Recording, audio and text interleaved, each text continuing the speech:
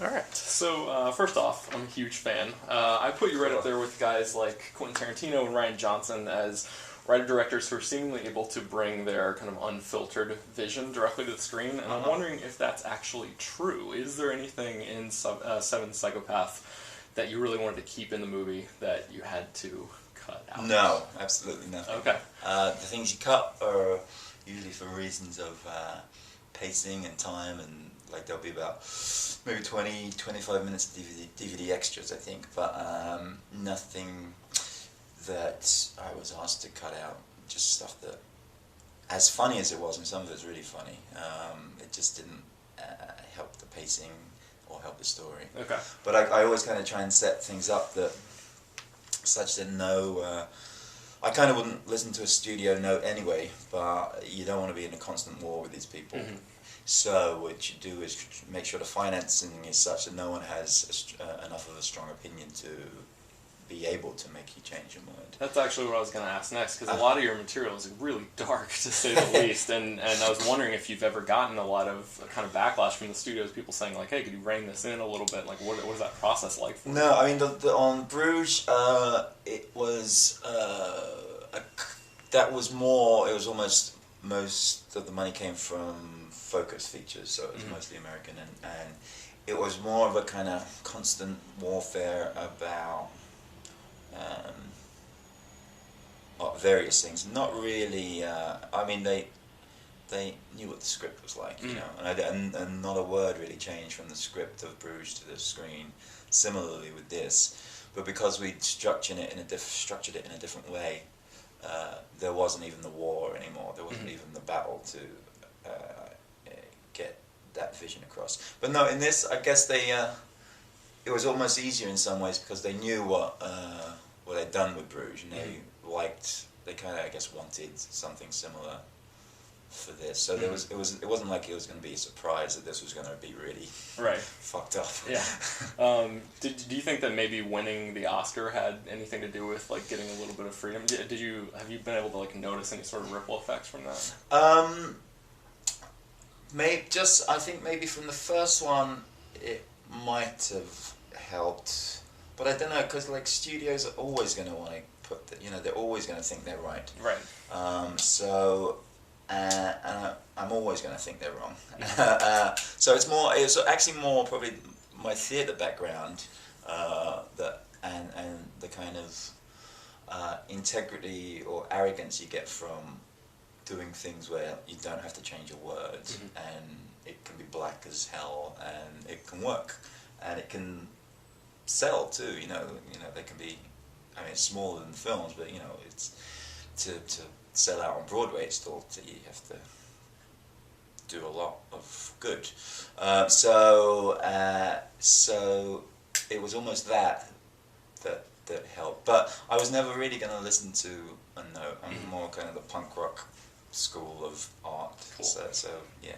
So you mentioned your plays, and obviously you're very, very well known for those. Could you talk about what your process is like as a writer, and maybe how it differs based on what medium you're working for?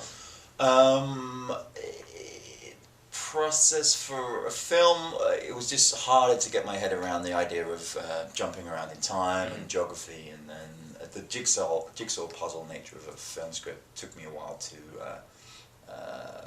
get comfortable at. Plays, can basically be 8 conversations in one room, and that's a play. But be a boring play. But films, the scope of them was so much greater, and having to think in images, that took a while to get my head around. And still, it's not a natural thing. I usually write a script and I know what everyone's saying, what the characters are like, and what the action's like. But it's usually a second process after the fact that gets me into the visuals. I storyboard completely every stupid scene, even if it was just a scene like us chatting. I'll do head. Yeah. But it helps, because then you go, do you go from the window to head, or do you just do it all on the window, and can you do that or pull back? So storyboarding is really, really helpful. But it's thinking in images still isn't a natural process yet.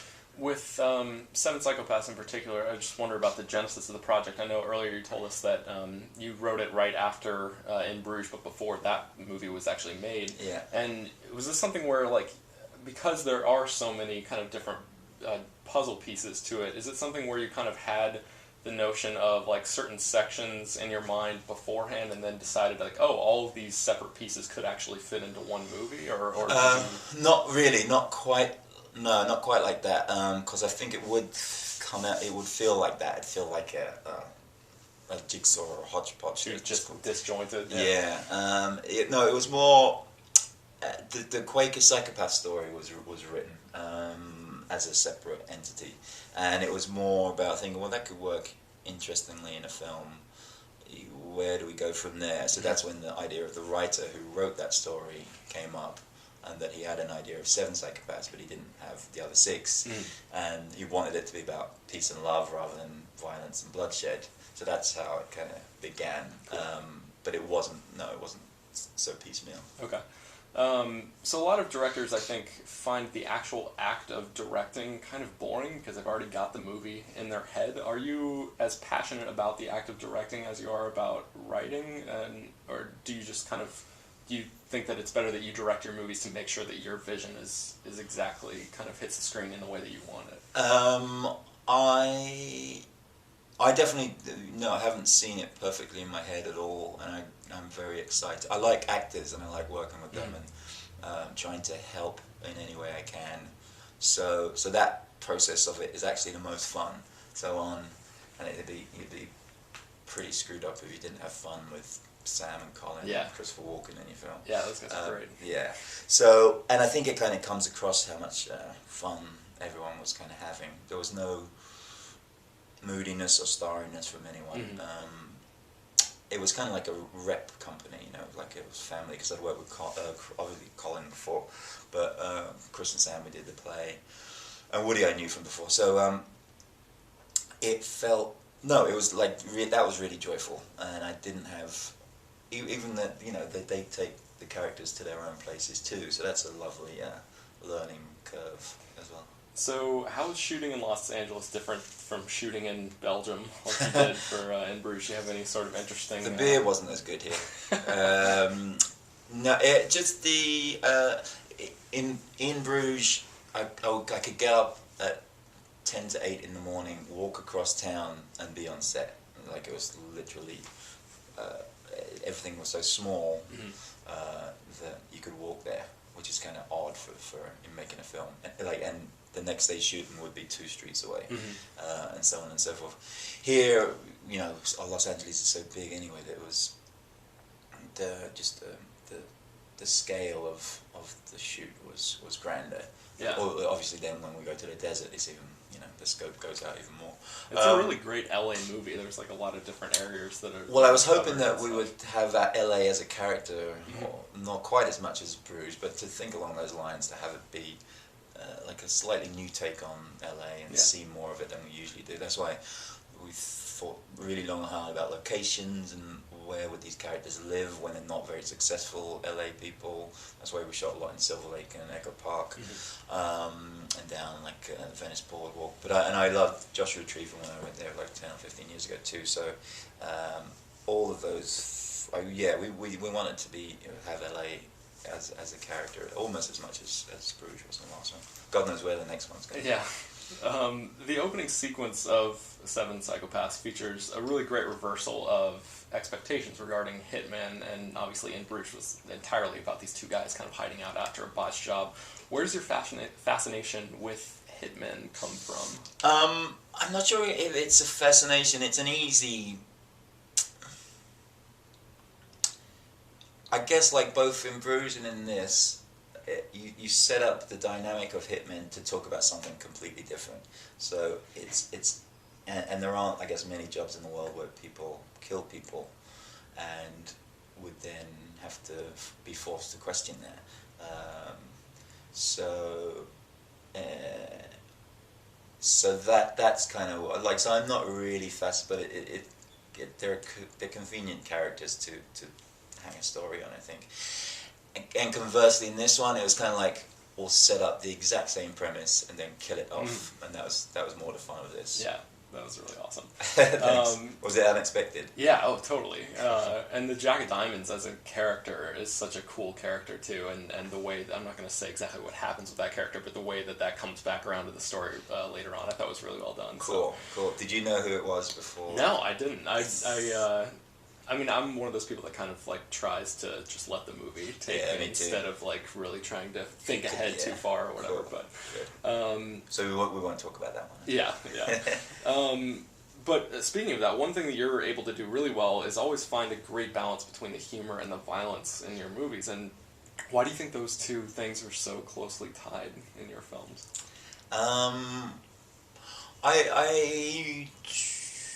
I know, it's like all the plays have been that way too. I guess violence is pretty dramatic, obviously, but in terms of storytelling, definitely in terms of playwriting,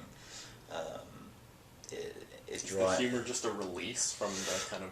I don't know, I think that is more kind of the way I think about the world. You know, I think about how horrible it is and how, you know, dreadful wars are, and almost have to laugh at the stupidity of governments and all of those fighting. So I mean, it's the old thing, unless you laugh about it or satirize it, then you're going to become very preachy. So there isn't this explores violence in films and questions it a bit, but not in a preachy way. It's all almost in a psychopathic kind of way.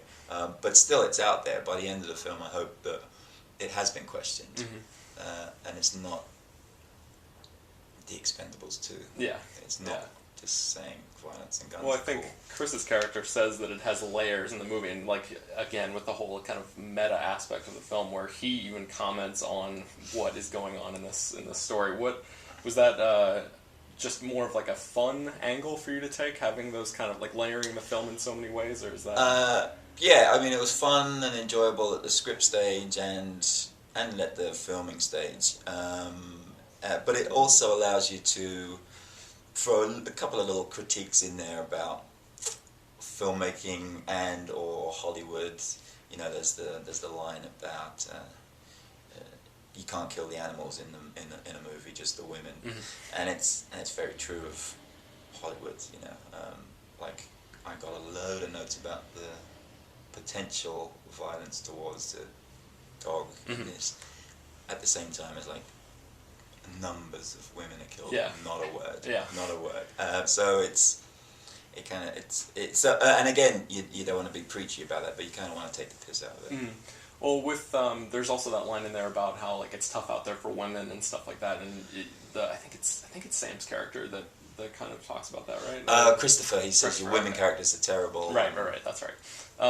So would you ever think about doing like in a movie in the future or something based on like two female leads or something? Because I mean, this essentially is kind of like a Colin Farrell, Sam Rockwell buddy kind of thing. That's like the heart of the story. In the same way. It's a very male. It's very much a boys' picture. No, then I've already written the next film, and it's like a really strong female lead. Oh, cool. About 55 years old, and she's probably as strong a character as I've written.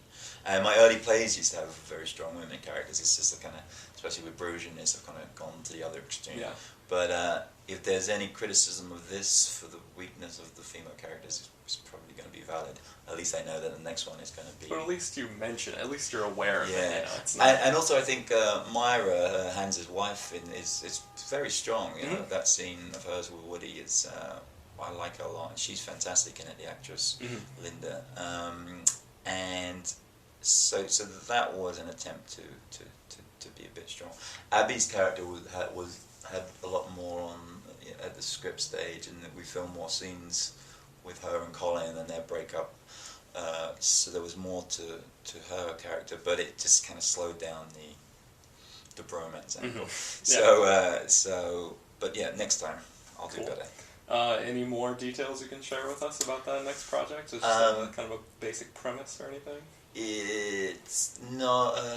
No, it's American based. It's maybe Missouri or somewhere like that. And you said it'll be a few more years before you get to that one, right? Yeah, like 3 or 4. Okay. I like leaving little gaps between films. Cool. If I could do a Malick, I would. Yeah. But we'll see. Yeah. Do you have any favorite filmmakers that are working today? Anybody that kind of inspires you stylistically, or any big inspirations for you? I'm not sure about inspirations, but I saw The Master the other day, and I think he's fantastic. It's kind of unbelievably good. Sometimes you see things, I guess, by your peers, and you think, and you kind of snobby about it or snitchy about it because it's pretty good, but that's like, oh fuck, I hope I'll be able to do something that good. So that, who else? Throw me some names and I'll... I don't know, just like, I don't know, maybe like growing up or something, the movies that you watched that really stuck in your head. Because I feel like as a director, like even going back to your first film, whether it was a short or a feature or not, just like you have to have some sort of like base of like people that you kind of look to. Oh, definitely. Like growing up, it's hard to say now, but growing up it was Scorsese, Malick, Kurosawa, Powell and Pressburger, Orson Welles, Sergio Leone, Peckinpah. Those yeah, a lot of classics. Yeah. Woody Allen even. I mean, he was so fantastic for so long too. Cool.